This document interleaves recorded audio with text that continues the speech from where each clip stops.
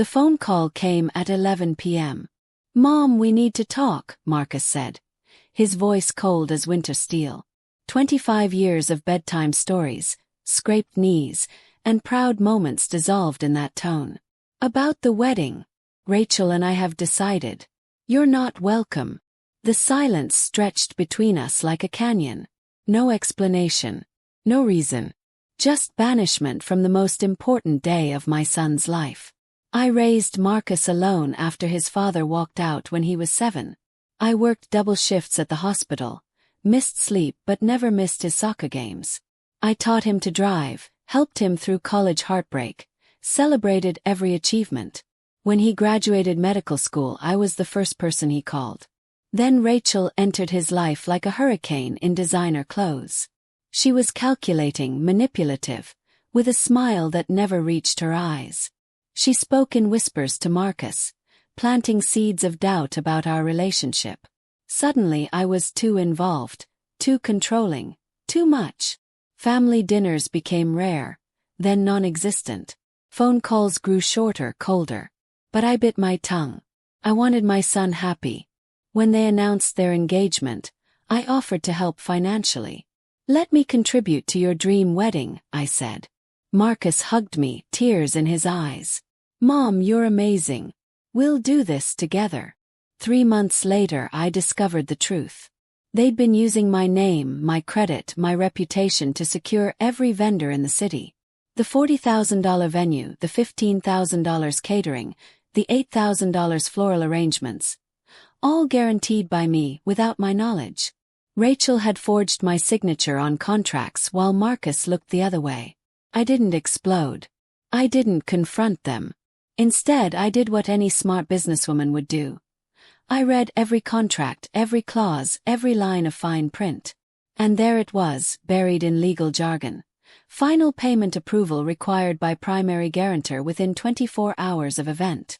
That guarantor was me. The wedding morning arrived gray and drizzling. I dressed carefully. Navy blue suit, pearl earrings, the necklace Marcus gave me for Mother's Day. I drove to the cathedral where I'd been baptized, where I'd married his father, where I thought I'd watch my son begin his new life. I stood at the church entrance, invitation in hand. The invitation I'd printed myself. Marcus saw me first.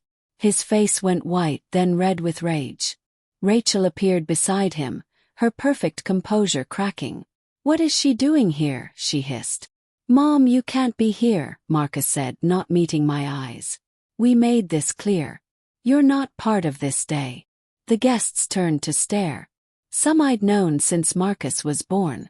Others were Rachel's society friends, already whispering behind manicured hands. "I understand," I said quietly, my voice steady despite my breaking heart. "I just wanted to give you this." I handed him an envelope. "Your wedding gift." Marcus opened it with shaking hands. Inside wasn't money or a check. It was a single piece of paper, a cancellation notice for every vendor, every service, every detail of their perfect day. His face went from confusion to horror in seconds. "What did you do?" Rachel screamed, her mask finally slipping completely. "I gave you exactly what you wanted," I replied calmly. "A wedding without me in it." By the time they realized what was happening, it was too late. The caterers were packing up. The florist was loading roses back into trucks. The photographer was gone. The string quartet had vanished. The venue manager approached with a clipboard and a stern expression. "Mr. Morrison, there seems to be a problem with payment authorization. We'll need to settle this immediately or vacate the premises." Rachel's $20,000 dress, rented under my account, was repoed by 3 p.m. She stood in the church lobby in her slip and fury, mascara streaming down her cheeks. Marcus tried everything. Credit cards, loans, desperate calls to relatives. Nothing worked. Rachel's father, who'd promised to help, suddenly had cash flow issues. 200 guests left hungry, confused, and gossiping about the wedding that imploded in real time. That evening my phone rang 27 times. I answered none of them. See, this wasn't about revenge. This was about respect. About consequences. About teaching my son that you can't erase the people who love you and still expect them to pay for your happiness. I didn't destroy Marcus's wedding. I revealed the truth of who Rachel really was. When the money disappeared, so did her devotion. She left him that night, engagement ring on his pillow, citing irreconcilable differences and financial instability. Marcus learned what I'd known all along. Love built on lies and bank accounts crumbles fast. 3 months later he called. "Mom." His voice was different, humbled, broken, but real. "Can we talk?" "Of course," I said. "I'm still your mother." Some people call what I did cruel. Call it clarity. Because sometimes the greatest gift you can give someone is showing them exactly what they're choosing, and what they're losing.